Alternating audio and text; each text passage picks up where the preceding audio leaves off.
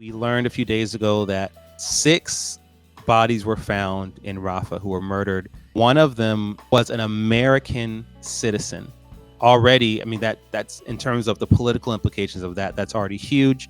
But then also the fact that the 6 bodies were found in Rafah, which, for those who do remember, that was the hot spot. That was the trend of the week. All eyes on Rafah, and you had activists and slacktivists and keyboard warriors and rappers. It was really disheartening to see how much fervor it seemed that everyone had when they felt like they needed to. Rafah this, Rafah that, Rafah. They didn't even know that Rafah existed until someone told them, say something about Rafah. The propaganda that goes out against Israel, what we call in the Christian world, it's a lie from the pit of hell, right?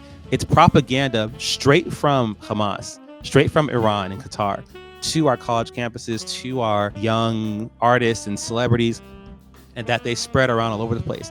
Now we actually can see firsthand that not only was it propaganda, but it was covered because Hamas did have hostages in Gaza, and they shot them in the head and murdered them execution style. These are the 6 people, as you can see. Hirsch Goldberg, Poland, he is the American. Then you have Eden Yerushalmi, Ori Danino, Carmel Gat, Alexander Lobanov, and Almog Sarui. These are Israelis. They've been tortured all this time, even while all eyes on Rafah thing was going on. These people, imagine literally being physically tortured and in intense agony and pain, starving, only to find out that there are millions of people worldwide who were protesting your country coming into that place to save you. So that was going on. It's a little too late now. And to be quite honest, the response even after that has been very underwhelming. There was a letter from President Biden that was posted, and that was it. There was no words, no actions, I mean, come on, this is, even if you didn't care about Israel, one of the people who was killed was an American. You had Americans who are hostages right now. You have an American who was murdered.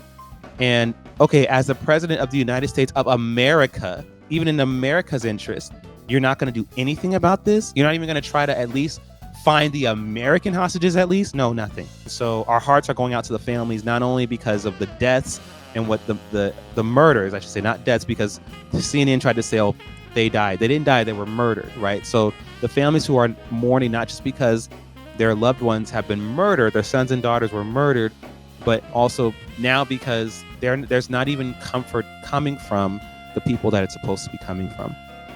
And everyone's kind of glossed over it. And there's continued protests against Israel and pogroms against Jews and all those kinds of things. There were protests on the streets of Manhattan today. Mm-hmm. Yeah. Free Palestine, globalized intifada, and it's just like, America, what have you become?